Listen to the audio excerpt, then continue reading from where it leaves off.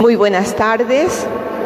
El Centro de Recursos para el Aprendizaje e Investigación CRAI de la Universidad Estatal de Milagro se siente muy complacido de tener este grupo selecto que está detrás de los resultados del mito o verdad de la fundación de nuestro cantón. El día de hoy nosotros tenemos una mesa redonda con especialistas que conocen al fondo sobre historia. Vamos a tener la oportunidad de escucharle al arquitecto Melvin Hoyos Galarza. Él es miembro correspondiente de la Academia Nacional de Historia del Ecuador. Es una persona que todos ustedes lo conocen a nivel nacional, ha hecho mucho sobre la historia del Ecuador, conoce bastante y nosotros nos sentimos muy orgullosos de tenerlo al arquitecto. También tenemos el día de hoy en la mesa redonda al abogado César Vaca Sánchez. Él es un investigador social y también es un profesor de historia y geografía, quien conoce la academia, la historia y la investigación y nos va a aportar mucho como parte de este proceso que nosotros estamos buscando sobre los mitos o verdades. Y lo tenemos al cronista vitalicio del San Francisco de Milagro, Víctor Hugo Vicuña Piedra, quien con el moderador que está en unos minutos está próximo a llegar, nosotros vamos a abrir ciertas incógnitas, vamos a realizar una mesa redonda, vamos a tener la oportunidad de escuchar bases científicas, vamos a escuchar nuestra historia, vamos a documentarlo. El día de hoy va a ser el cierre de un proceso de investigación que la Universidad Estatal de Milagro ha estado realizando durante un largo proceso. Empezamos con un conversatorio, luego realizamos un debate y el día de hoy tenemos la mesa redonda con los especialistas. Hasta que llegue nuestro moderador, que es Patricio Álvarez, que como les decía está próximo a llegar, vamos a darle la oportunidad al cronista vitalicio de San Francisco de Milagro, Víctor Hugo Vicuña Piedra, quien nos va a hacer una introducción del tema. Muchas gracias, doctora Juanita Coca. Bienvenido, Melvin, una vez más a Milagro. Abogado Vaca, muchas gracias por contar con su participación en esta interesante mesa redonda que la Universidad Estatal de Milagro, a través del Centro de Recursos para el Aprendizaje y la Investigación, ha tenido a bien llevar a cabo por la importancia que reviste el mismo y la importancia también que tiene para la comunidad universitaria y la comunidad en general. Un tema que realmente nos ha puesto a meditar a los milagreños desde hace algunas décadas, si realmente San Francisco de Milagro tuvo fundación o no tuvo fundación, si existieron los personajes que nos han contado la historia a través del tiempo o simplemente se quedaron en meras hipótesis o supuestos. Esto realmente motivó a un grupo de ciudadanos, entre ellos profesionales, ya para el año 1986, cuando se celebró aquí en Milagro el famoso acontecimiento del bicentenario de fundación de Milagro, auspiciado por la administración municipal de aquel año o de aquella época, se hablaba de este hecho. Sin embargo, hubo ya para aquella época un personaje que hoy comparte la mesa redonda, como es el abogado César Vaca, quien ya manifestaba a través de sus escritos de sus investigaciones en importantes medios del país como el diario El Universo, sus puntos de vista por qué Milagro celebraba esta fecha que no tenía razón, pero que el imaginario colectivo así lo había asimilado y sin embargo se lo celebró. él ya desde aquella época hacía sus puntualizaciones, sus observaciones y sus objeciones al evento y a la fecha inexistente. En todo caso, eso ha ido de generación en generación hasta llegar a los actuales momentos, 2018, donde ya la universidad se empodera del tema y desde la esencia misma de la academia toma la decisión de llevar a cabo este tema, desarrollarlo, analizarlo, ampliarlo, profundizarlo, y esta vez ya con personajes entendidos en la materia.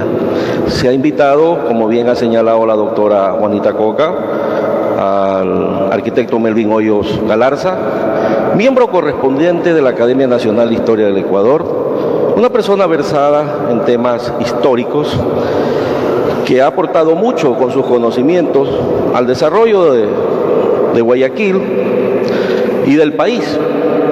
Y eso nos ha dado la pauta para poder sintonizarnos con su aprendizaje, con sus conocimientos y poder determinar conceptos que posiblemente estuvieron en algún momento equivocados, pero que en todo caso estamos prestos pues a hacer el análisis a través de esta mesa redonda y poder sacar las mejores conclusiones para el efecto. Efectivamente, y con esto termino para ceder el micrófono a quien me va a suceder en la intervención, de que ese hecho siempre quedó en el aire flotando en el ambiente milagreño, si hubo o no hubo una fundación.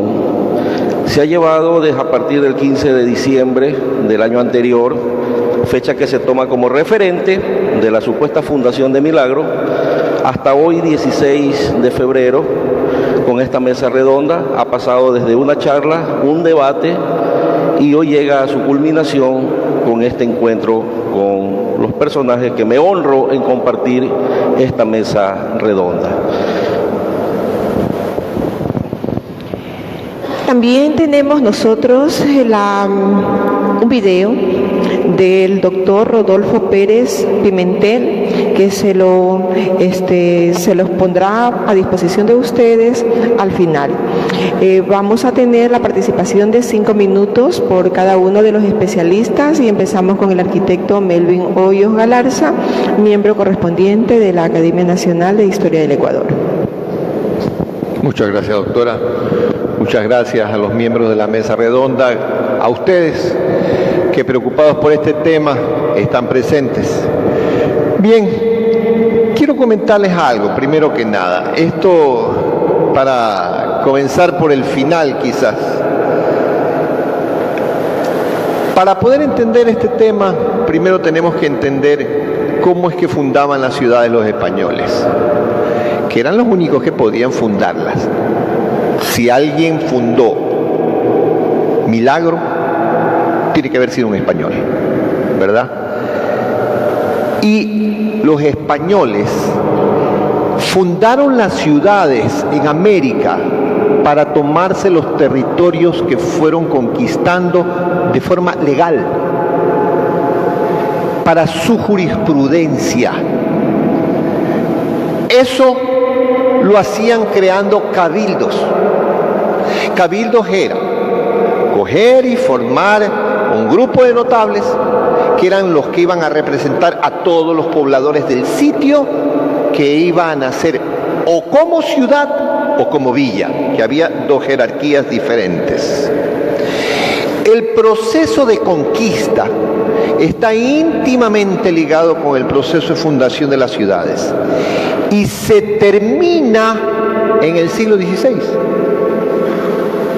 Dicho de otro modo, en el año 1599, después ya no están fundando ciudades.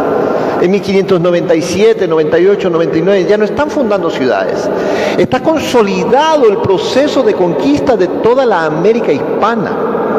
Está consolidado. Las ciudades están fundadas. La conquista está hecha. Ahora hay que mantenerla. subyugando a los nativos, nacen las encomiendas, nacen las mitas, aún no los obrajes, y comienzan a subyugar con fuerza a los nativos, a quienes les han quitado la tierra. Quienes no son dominados de esa manera son absorbidos, como en el caso nuestro, que en la costa ecuatoriana no pasó eso, sí pasó en la sierra. Aquí el nativo se absorbió, se asimiló a la sociedad española que coge y funda las ciudades. Partamos desde ese punto, y partiendo desde ese punto ya tendremos mucho más clara la película, pero mucho más clara. ¿Cómo puede ser posible de que haya una fundación en el siglo XVIII? Es absurdo. Si ya finalizando el siglo XVI todo estaba dicho. Finalizando el siglo XVI. ¿Qué hicieron los españoles para tener bien clara la subdivisión geopolítica de estos territorios que se convirtieron en la Nueva España? De este territorio, de este continente que era el Nuevo Mundo, que le pertenecía ya a España desde el punto de vista administrativo, jurídico y en todos los aspectos. Hicieron divisiones geopolíticas. Así como hoy en día tenemos de abajo para arriba, tenemos parroquias, cantones, y de los cantones tenemos provincias y provincias a la nación.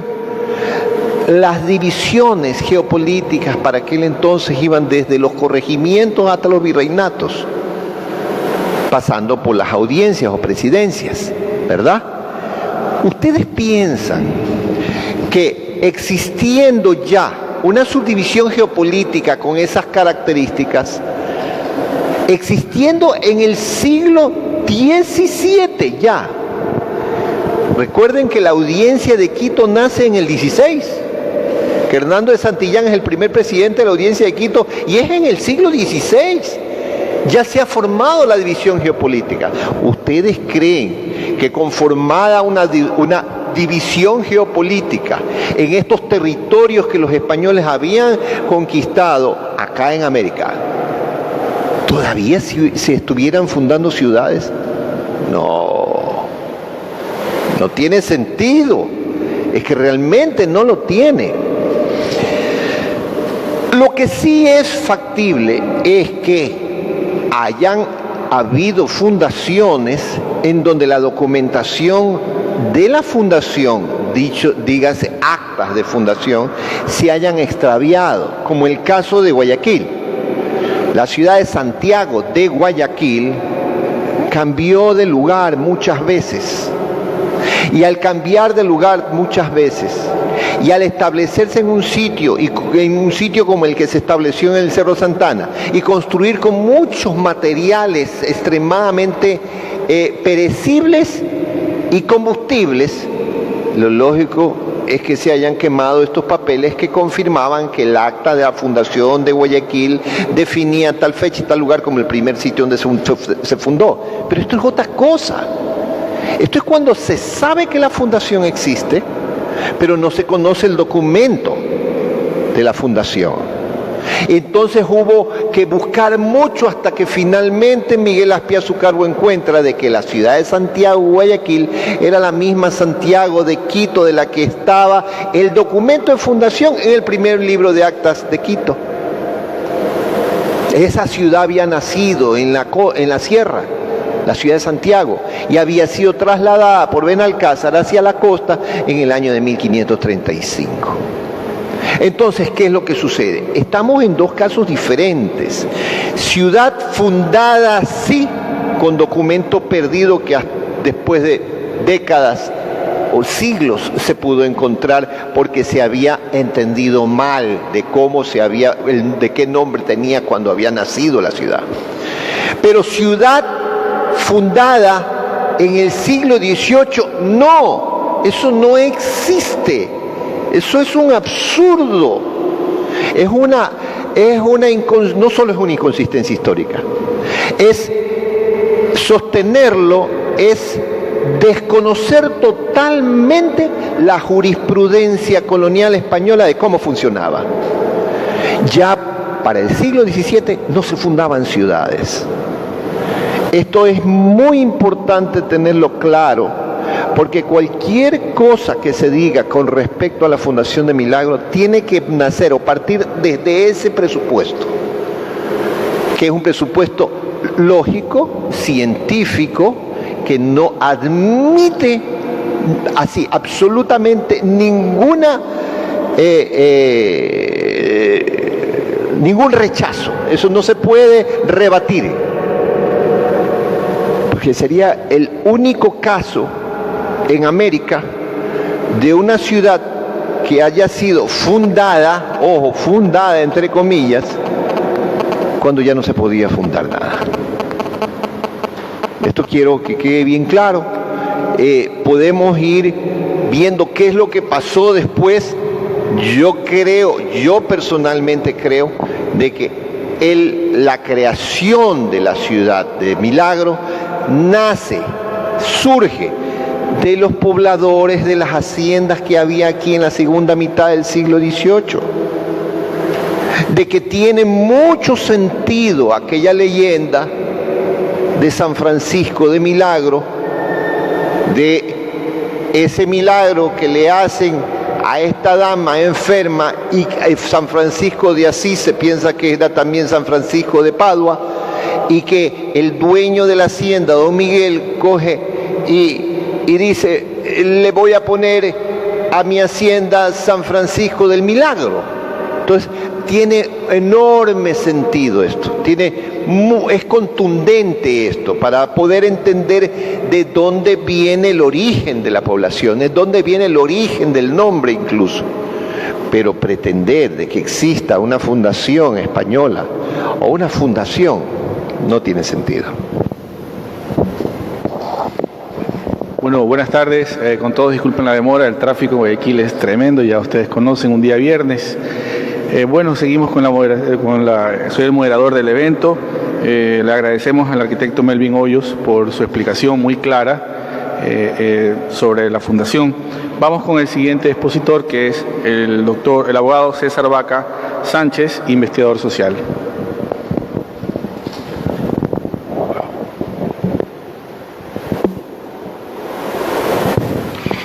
Muy buenas tardes. El tema de la fundación de Milagro es un tema interesante. Se planteó en esta ciudad, no sé realmente por qué razones. En parte supongo que por un malentendido amor a la ciudad, porque hay diferentes maneras de amar a una ciudad, y la mejor manera de amar a una ciudad yo creo que es buscando la verdad sobre esa ciudad. No necesariamente elaborando hechos históricos un poco así como fuegos artificiales. Se habló de la fundación, ¿y qué es lo que sucede? Lo que sucede es que cada ciencia tiene su propia terminología o su léxico. La literatura tiene su léxico, como la astronomía o la astronáutica tienen su léxico, como la ingeniería eléctrica y el derecho a su vez tienen su propio léxico. Entonces, hay que manejar los términos, conceptos o categorías de cada ciencia adecuadamente. ¿Qué significa fundación en historia? Y no estamos hablando de la historia de la China, porque no estamos en Asia, estamos aquí en Latinoamérica. ¿Qué significa fundación dentro de la terminología histórica de Latinoamérica y del Ecuador? Porque obviamente, como todos sabemos, este subcontinente fue descubierto y fue conquistado por los españoles allá por el año 1492, cuando Colón vino con las conocidas 3 carabelas, llegó a Centroamérica y desde ahí empezó un proceso de expansión hacia el sur, ¿no? Entonces, pasamos a ser parte de lo que en ese entonces era el Reino de España. Era un reino, no era ni siquiera un estado republicano ni cosa parecida, era un reino, el Reino de España.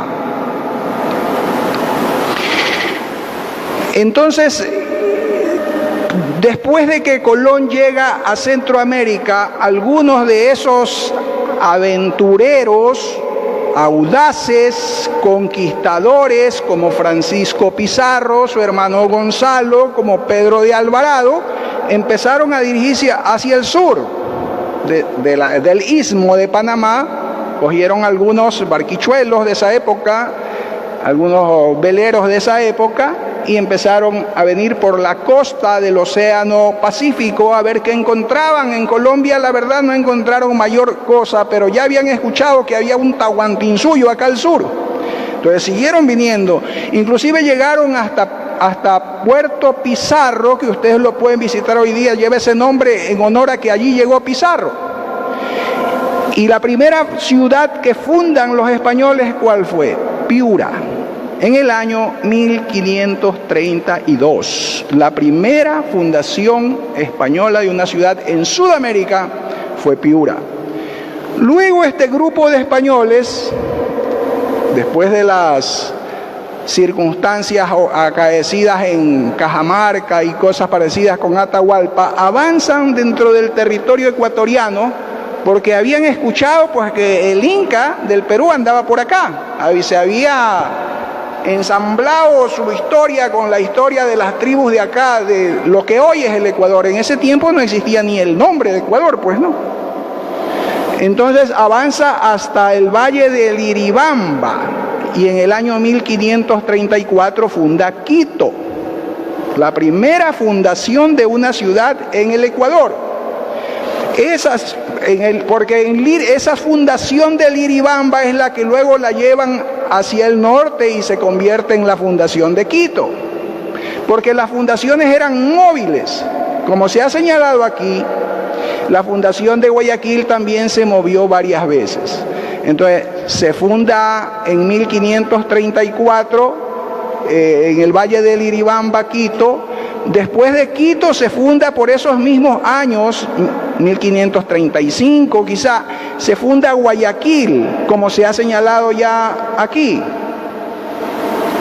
Luego hay otras ciudades que son fundadas, como Ibarra, por ejemplo, al norte de Quito fue fundada. Y en el litoral ecuatoriano, de lo que yo sé, de la información de que se dispone, solo fueron fundadas dos ciudades, parece, Guayaquil y Portoviejo, San Gregorio de Portoviejo. Pero no hay más ciudades fundadas en el litoral ecuatoriano. Por eso, cuando luego se funda la Real Audiencia de Quito, no sé si es, porque eso lo estudiamos en territorial, el 29 de agosto de 1563, una cosa así.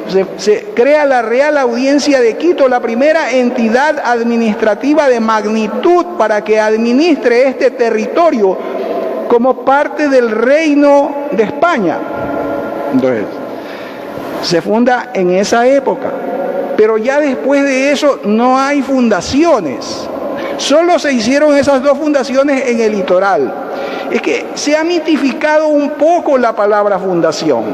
Fundación no quiere decir origen, porque antes de la fundación ya los grupos poblacionales existían y estaban ahí, tiempo atrás, en la zona de Quito. En Piura pues había población, en Ingapirca venía el Inca y se bañaba en los baños de Ingapirca, se quedaba aquí, se iba a Quito, o sea, ya habían centros poblados. El concepto de fundación no coincide con el de origen, como algunas veces se ha creído. ¿Y qué es la fundación? La fundación tampoco es, como también dicen, simplemente el inicio de un centro poblado, sino la población era un acto jurídico, porque así como éramos parte del Reino de Quito, y nosotros éramos una Real Audiencia, parte un tiempo del Virreinato de Bogotá y parte un tiempo del Virreinato de Lima, y volvíamos a ser del Virreinato de Bogotá. Esa era la suerte de la Real Audiencia de Quito, por circunstancias políticas. Entonces, ¿qué era la fundación? Era un acto jurídico en virtud del cual se establecía un cabildo y se hacía posesión de un territorio determinado.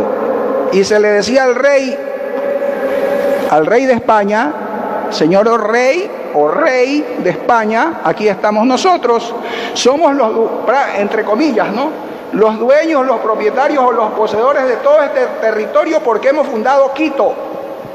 Y acá otros dicen, hemos fundado Guayaquil. Somos posesionarios políticos, digamos, sería una expresión más aproximada, posesionarios políticos de este territorio de acá, donde ni en sueños había pues todavía el puerto de Guayaquil, pero un día sería el mayor puerto del país, ¿no es cierto? Entonces, se fundan esas ciudades. Eso es la fundación. Como les digo, no es el origen, no es el inicio, es una circunstancia jurídica, es un acto jurídico. Se crea un cabildo, entonces tiene que haber un acta. Por eso yo a veces dije, ¿dónde está el acta de fundación? Y de repente vinieron y dijeron aquí que no, que un incendio se había perdido. Un mal precedente, porque mañana todos los pueblos van a decir, oiga, en un incendio se me perdió el acta. Entonces, tenemos allí que, primero, hay un acta, hay un cabildo creado, tiene que haber un acta de fundación y tienen que haber actas del cabildo. Hay un libro que se llama Las Actas del Cabildo de Guayaquil de la época colonial. Ahí está. Así es, en la bibliografía, no sé, del archivo histórico, en la bibliografía nacional, de los que sí han editado muchos libros de historia. Hay muchos libros de la historia de Guayaquil y de la provincia del Guayas. Hay una historia económica y social de la provincia de Guayaquil, de un americano muy buena, y hay mucha bibliografía sobre eso.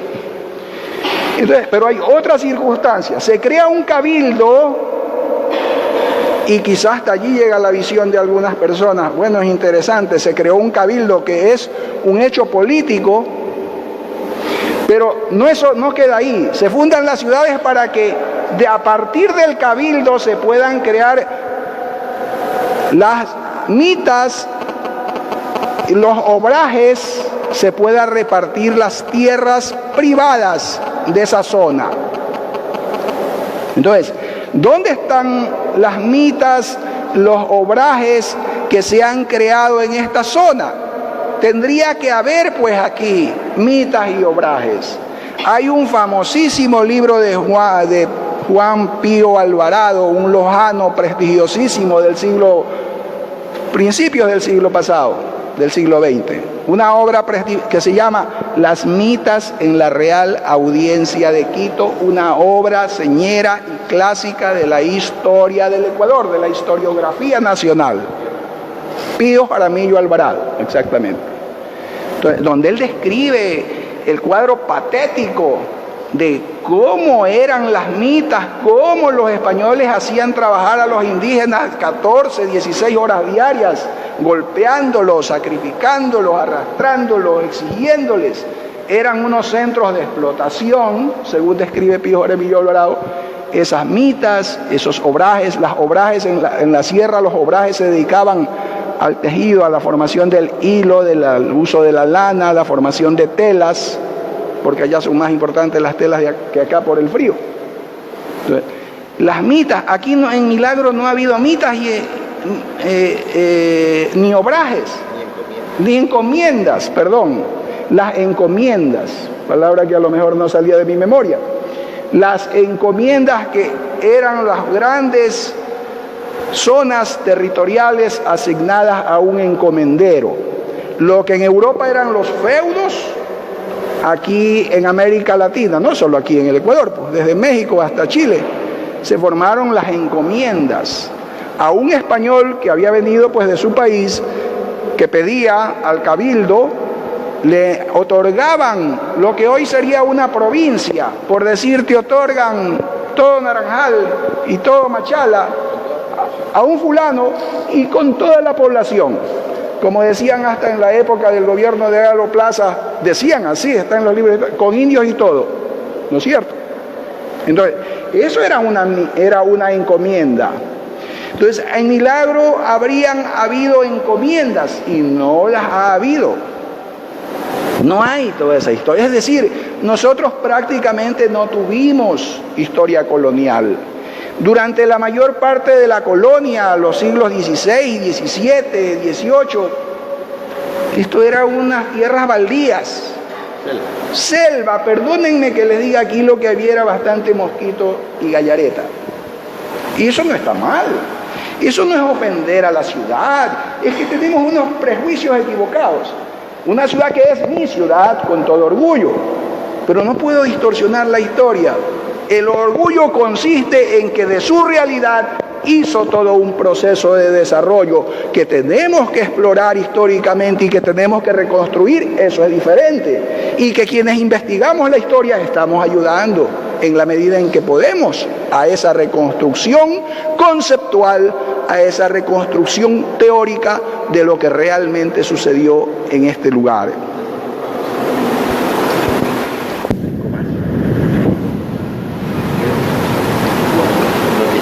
Allá. Entonces, como les decía, eso es una fundación. Fundación como tal no ha existido. Existió un proceso de evolución natural, porque las ciudades o nacen de una especie de acto jurídico como este, o nacen de manera espontánea. Y ya lo veremos de qué manera. Sí. Ok, gracias al abogado César Vaca Sánchez por su magnífica ponencia. Ahora seguimos con la doctora, con Víctor Hugo Vicuña Piedra, que es cronista vitalicio de San Francisco de Milagro. Gracias una vez más. Bueno, en gran parte y medida coincido con la exposición de Melvin y de César, porque realmente eso es. Considero yo que el problema de Milagro, que raya en una identidad forjada, es precisamente la falta de investigación por quienes en algún momento lo promocionaron y quienes se dedicaron a hablar sobre el tema en épocas pretéritas fueron monofuentes, es decir, no hubo los elementos suficientes como para poder establecer conceptos que nos permita tener clara una identidad o una realidad.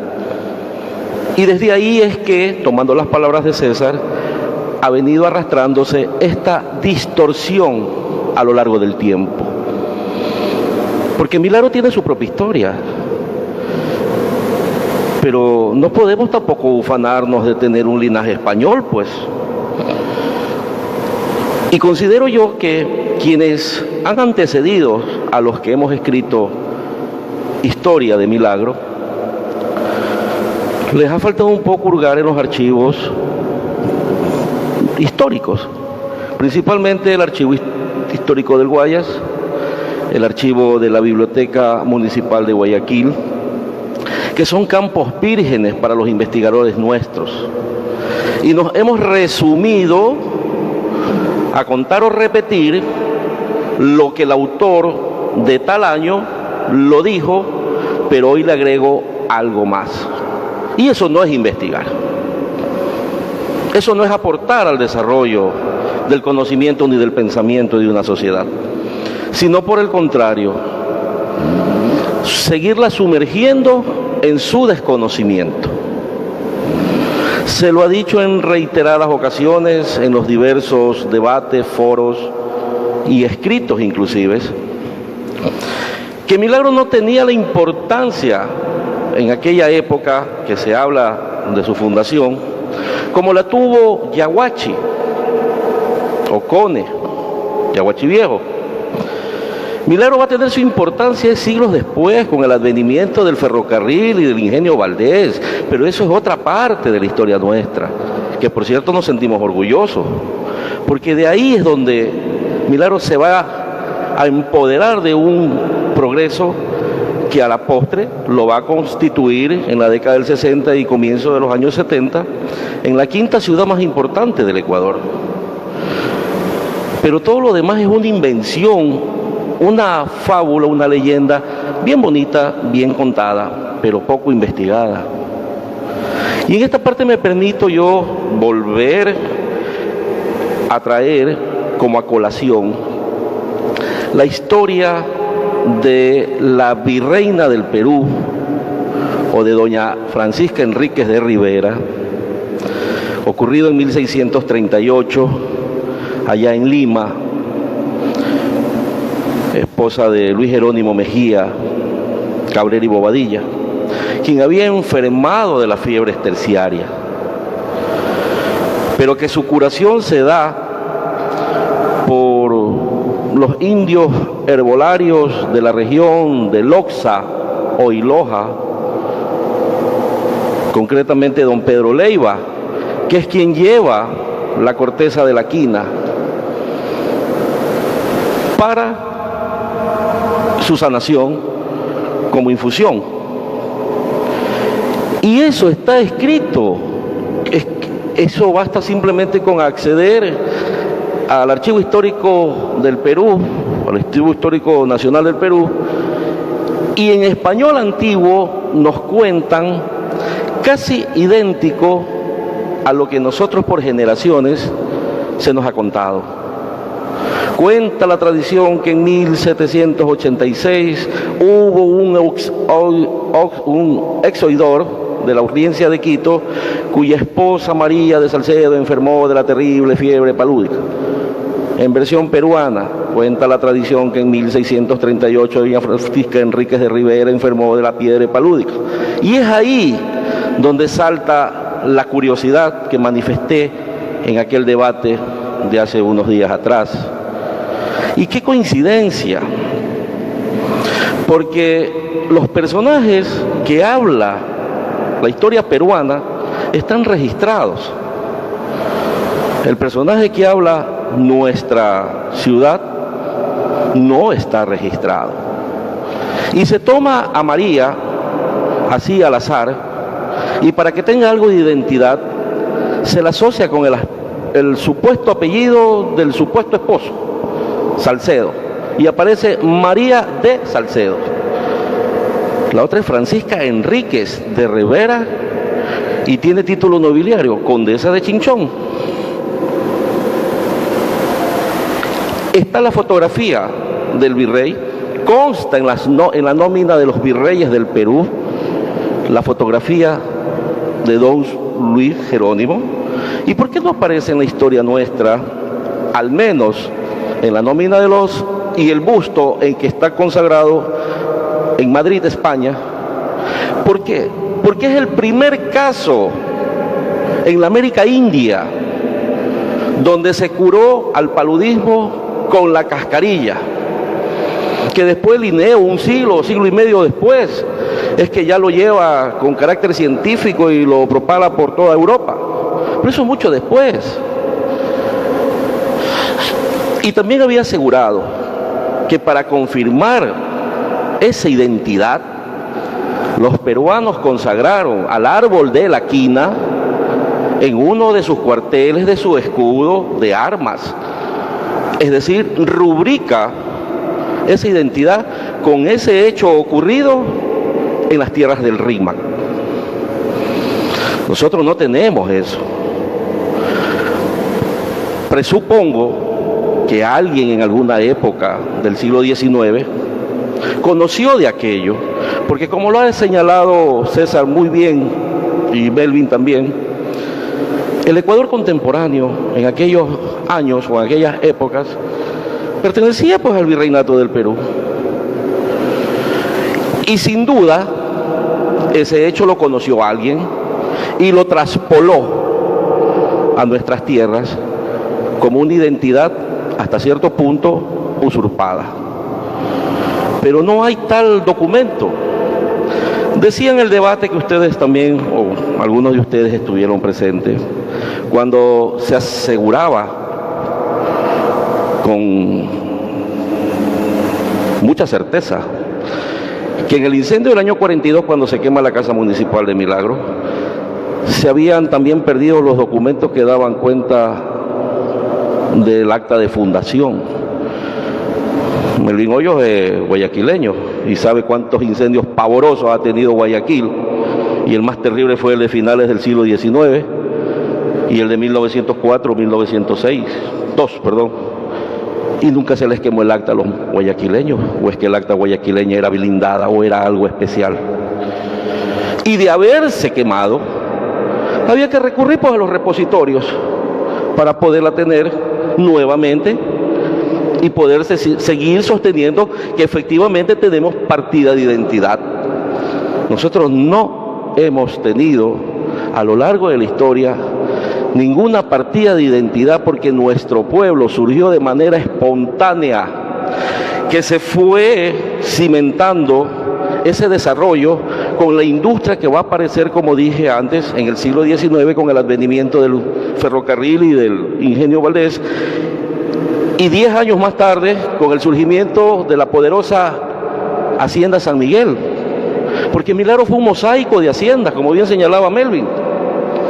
Y la primera hacienda que se tiene conocimiento en estos lares es la de doña María Cuello, allá por 1840 y algo, que luego la traspasa pues a doña Josefa Morán de Corzo y Buitrón, que ahí hay una situación de orden ya jurídico con la hacienda también de don Vicente Rocafuerte, porque estos terrenos también le pertenecieron a los Rocafuerte, pues. Pero cuando tratamos de mezclar una cosa con otra, es cuando nos confunden. Y nos confunden precisamente lo que dije hace un momento: la poca investigación, las monofuentes, la falta de contraste de documentos. Estas actas de cabildo, como decía César Vaca hace un momento, son documentos transcritos, hechos libros, que constan en el cabildo, en la Biblioteca Municipal de Guayaquil, por personas, elaboradas por personas especializadas. Y para poder entender un poco más, tenemos que conocer quiénes eran los personajes, porque la historia la hace los personajes, no se hace sola. Y como he sostenido y sigo sosteniendo, para que exista historia tiene que haber hechos, y si no hay hechos, no hay historia. Puede haber fábulas, leyendas o mitos, que eso obedece a otro orden y a otro estudio, no en este que estamos nosotros analizando.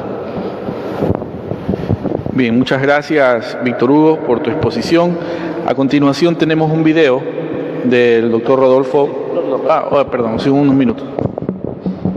Solo quisiera complementarles algo. No nos hagamos funda, así que me gusta hablar muy a la criolla. Existen mapas coloniales. El mapa de Pedro Vicente Maldonado, hay mapas coloniales de todas estas regiones, hay mapoteca en Quito, en el Archivo Nacional, hay una mapoteca espectacular en donde ustedes pueden acceder a mapas de América, de la Real Audiencia de Quito, del Virreinato de Santa Fe de Bogotá, del Virreinato de Lima. Busquen pues la palabra milagro. Si existió la ciudad de Milagro, debe estar pues. No está, no existe. Debería estar, ¿verdad? Está Portoviejo, está Loxa, la X es la J de ahora, está Santiago de Guayaquil, está San Francisco de Quito, está Ambato, está Cuenca, Santana de los Ríos, están todas estas ciudades, y hay ciudades más chiquitas, pero muchísimo más chiquitas. Estoy hablando de solamente ciudades de primer orden, pero les voy a decir que hay está Carondelet. ¿Saben qué ciudad es Carondelet? Es una ciudad del porte de un piojo que funda no la funda, es una hacienda del porte de un piojo, una población chiquititita que Héctor Barón de Carondelet, el creador, construyó él. Presidente de la Audiencia de Quito, era la hacienda de él. Está hasta ese nombre. de esa población, no ciudad, que no confundamos, población chiquitita, está ese nombre. ¿Y cuándo se establece Carondelet? Carondelet se establece en el año 1768. Busquen en el mapa de Pedro Vicente Maldonado, que se hace después de que viene la misión geodésica francesa. Busquen la palabra milagro. No está.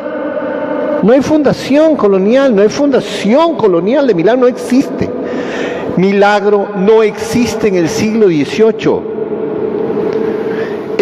Partamos de allí y todos ustedes lo pueden comprobar en la mapoteca o de la Biblioteca Municipal de Guayaquil o del Archivo Nacional en Quito. ¿Lo pueden confirmar? Ahí lo confirman y se acabó ese cuento. ¡Bum! Adiós. Enterrado. No hay más. Ahora vamos a una segunda cosa. ¿Cómo nacían las ciudades? Cuando llegaron los españoles aquí, le ponían el nombre de un santo, ¿verdad? O el nombre de una población de su tierra. Pero para poderse ubicar, le acompañaban un gentilicio de lugar, un topónimo de lugar, para ubicarse. Y así, y voy a corregir, me disculpa al abogado, nace Santiago de Quito, que es Guayaquil, la segunda ciudad fundada en América. El 15 de agosto de 1534. Porque San Francisco de Quito nace el 28 de agosto de 1534. ¿Por qué? Porque Carlos V, el rey de España, dictó una cédula real para que Francisco Pizarro pudiera ser el dueño de todas las tierras que existieran hacia el sur de 3 poblaciones que tenían que ser fundadas, y que Pizarro se le durmió el diablo y no la fundó. ¿Por qué se le duerme el diablo y no la fundó? Pues estaba viendo la manera de sacarle el oro a los incas, pues. Ya había muerto Atahualpa y veía la manera de tener dominio sobre la familia de Atahualpa. Se le duerme el diablo a este hombre, y a otro que si no se le dormía el diablo, que era Pedro de Alvarado. Pedro de Alvarado, cuando se da cuenta de que este hombre no ha cumplido, Francisco Pizarro, no ha cumplido con lo que la cédula real de Carlos V decía, que era al sur de esas 3 ciudades, eran territorios que le pertenecían a Francisco Pizarro, entonces dice, me han dicho que por allá está un cacique que está pintado de oro y que sus tierras le llaman El Dorado porque todo, hasta las calles son de oro. Yo me voy para allá y eso es mío. Pedro de Alvarado, para que ustedes sepan, señores, estoy haciendo un paréntesis para que se hagan una idea de lo que estamos hablando en el momento que se fundaron las ciudades en América. Era tan sanguinario, el más sanguinario de todos los conquistadores, que la manera que se desestresaba el hombre era, teniendo a sus 5 mastines, una semana sin comer, y les tiraba 2 o 3 indios a los mastines. Entonces, cuando se veía que se comían a los indios los mastines, ya se tranquilizaba el hombre que estaba estresado. Esta bestia sanguinaria vino acá a tomarse los territorios de Pizarro, y cuando supo, porque siempre había movimiento de galeones que permitían llegar las noticias desde el Darién, que es lo que hoy en día es el Istmo de Panamá, supo entonces Pizarro lo que estaba por pasar, entonces manda a 2 conocidos de él, amigos de él, uno no tanto como el otro, que eran Diego de Almagro y Sebastián de Benalcázar. Los manda lo más al norte que pueda para que funde esas tres poblaciones, y a partir de ese sitio ya fuera todos territorios de él. Estaba haciéndolo paralelamente a cuando estaba viniendo para el sur Pedro de Alvarado. Entonces tenía que mandar un adelantado para saber en qué momento llegar a la costa Alvarado y él coger y fundar en ese sitio en donde estaba, fundar la primera ciudad de las 3 que tenían que ser fundadas para poder hacer efectiva la cédula real de Carlos V. ¿Qué es lo que pasa? El adelantado salió y regresa a decirle el 14 de agosto de 1534 llega el adelantado cuando está Diego de Almagro en la llanura del Iribamba. Y le dice, Pedro de Alvarado está a 3 días de camino de aquí. Viene con 3.000 indios y 2.000 españoles, y 200 españoles, perdón. Esos 3.000 indios habían sido reclutados en la zona de Portoviejo, que quedaba en donde hoy es Manta.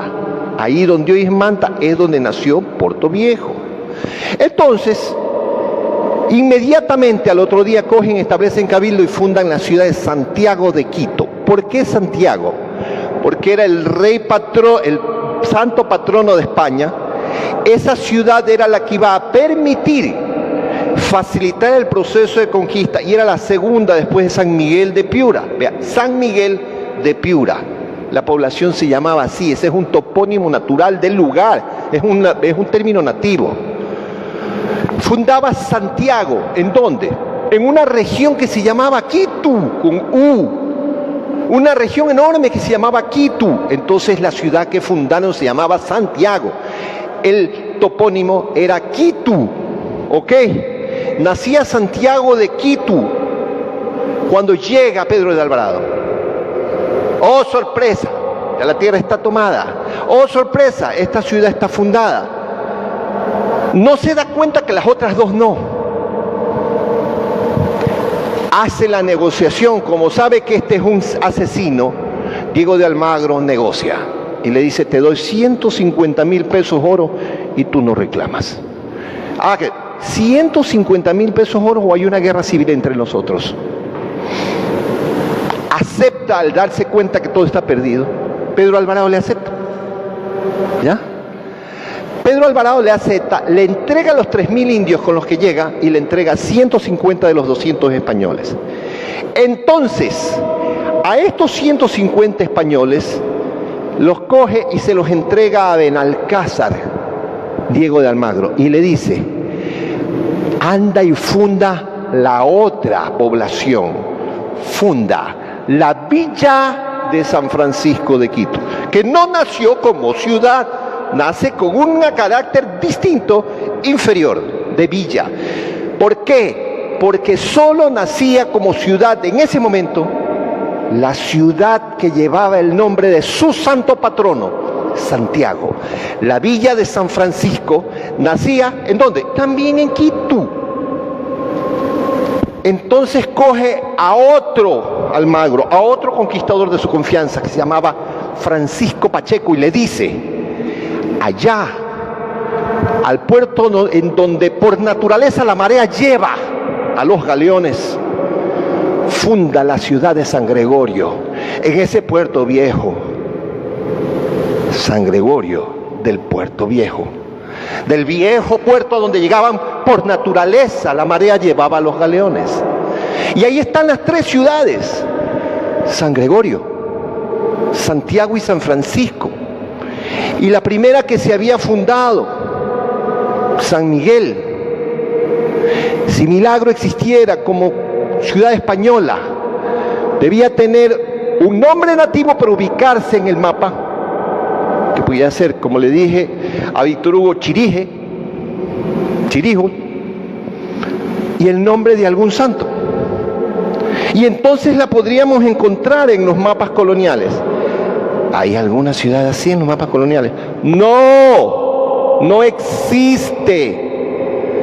Todo es una mentira fraguada, de la manera más bien intencionada quizás.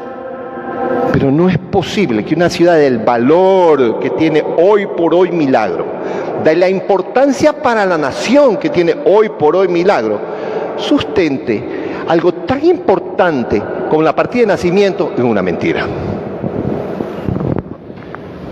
Bien, muchas gracias, arquitecto. Le damos un tiempo a César. Bueno. Las disputaciones históricas que hay entre historiadores de Quito y los historiadores de Guayaquil sobre fundación de Quito y fundación de Guayaquil también son otro tema muy amplio para que se vea. Así es. Dora León de Zafre ya lo resolvió y con su ponencia quedó totalmente resuelto el tema de la Fundación de Guayaquil y la Fundación de Quito, porque ella 46 años investigó en el archivo de Sevilla, ¡pum!, se resolvió. Y lo que acabo de decir es lo que se aceptó en la Academia Nacional. Para que se vea que la historia es un proceso. La historia se va investigando y se va aclarando, pero tiene que irse aclarando, tiene que ir evolucionando, tiene que salir del mito, de la leyenda, del relato hacia la historia.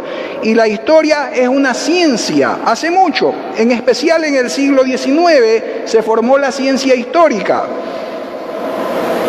Un texto que he traído me ha parecido del caso, dice: el siglo XIX ha sido llamado por los tratadistas el siglo de la historia, y las razones de esa denominación merecen reflexionarse.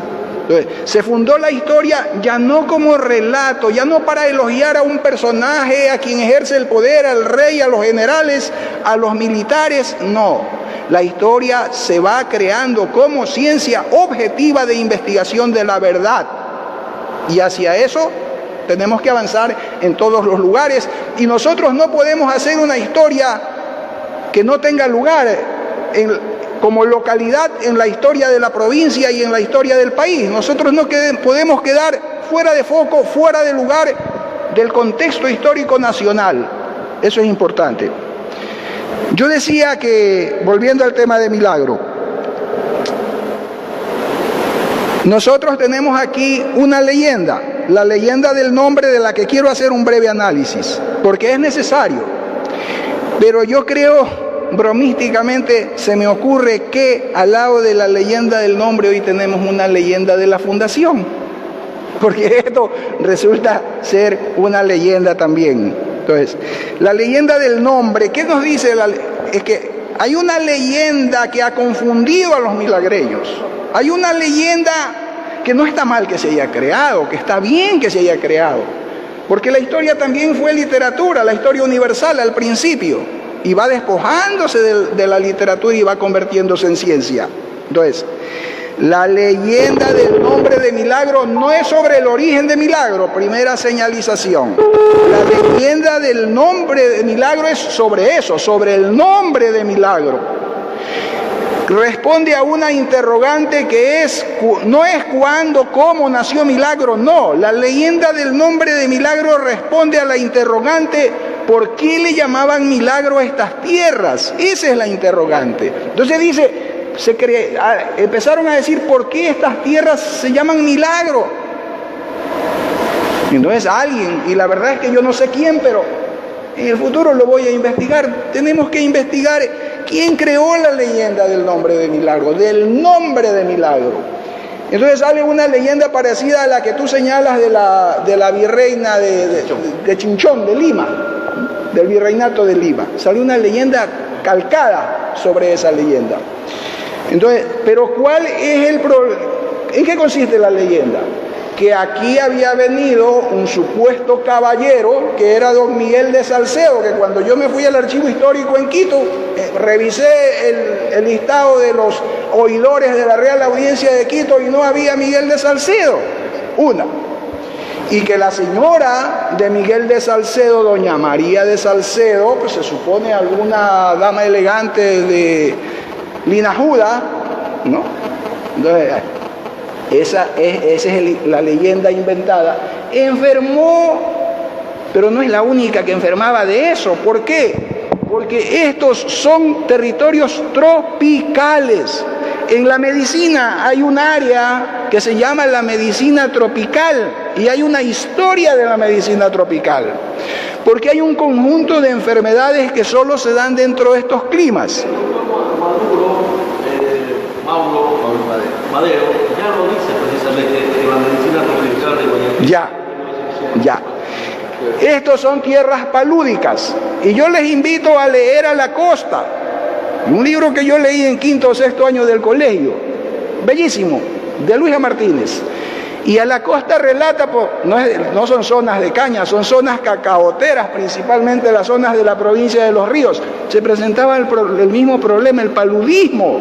La población de la sierra, los trabajadores agrícolas, los indígenas, los paisanos, muchos moñudos, venían a trabajar en las haciendas de la costa porque acá había trabajo y buen salario para llevar su dinero a la costa de regreso. Algunos se quedaban por supuesto. Entonces, estos trabajadores enfermaban fácilmente del paludismo. Es que hasta hoy en la sierra o no hay mosquitos o hay solo 1 o 2 mosquitos benignos, pero en la costa hay una gran variedad de mosquitos. Esos mosquitos te pican y tú no tienes adaptado tu sistema inmunológico para reaccionar a esos virus. Entonces te da una fiebre fortísima, te dan un dolor del cuerpo, te dan malestares y te mueres pues si no te cuidas o no tienes los medicamentos adecuados. Y eso históricamente pasó aquí largamente. Entonces cuando venían a trabajar acá se enfermaban de paludismo. Entonces claro, la población mestiza como nosotros no tenía pues un medicamento. Estábamos hablando de hace 200 años, pues no. Hoy en día sí vas a la botica y compras, pero ese entonces no. Entonces, los primeros hacendados que llegaron aquí se enfermaban pues también. ¿Por qué? Porque cualquier rato les picaba un mosquito. ¿Y qué hacían? Se podían morir. Pero de repente apareció por ahí un indígena, no sé si era el indio Chiluisa, ¿no? Un curandero y le dijo, vea señor, dele a la señora dele esto, dice, una planta. Y era la planta de la quinina, ¿no? La planta que tenía el principio de la quinina. Pero eso no es único aquí en Milagro. En Malacatos, un indígena le dio la quinina a un jesuita, a un cura español. La provincia de Loja, que la conozco, tanto Loja como los cantones, me ha tocado andar mucho por ahí. Tiene zonas costeñas, tipo tropical, Macará es caluroso. Y otros cantones. Lo cierto, y Malacatos también es cálido, caliente, cerca de Vilcabamba, en el camino de Loja a Vilcabamba, queda Malacatos. Dicen que en Malacatos un indio le da a un sacerdote la planta de la quinina, y ese sacerdote jesuita anuncia el principio a España, da la información a España y se descubre, investigan y encuentran que el principio de la quinina sirve para curar el paludismo. Claro, la población mestiza no lo sabía, los blancos no lo sabían, los españoles no lo sabían. ¿Por qué? Porque España no es tropical, es mediterráneo, están en la zona templada del norte, allá no hay los mosquitos que hay acá, ya no hay necesidad de la medicina tropical. Entonces, pero aquí sí. Entonces con la situación esta del paludismo, de la picada del mosquito, de los fiebrones y de la posibilidad de morirse, alguien, que no sabemos quién, hábilmente inventa el cuentito este del señor Miguel de Salceo,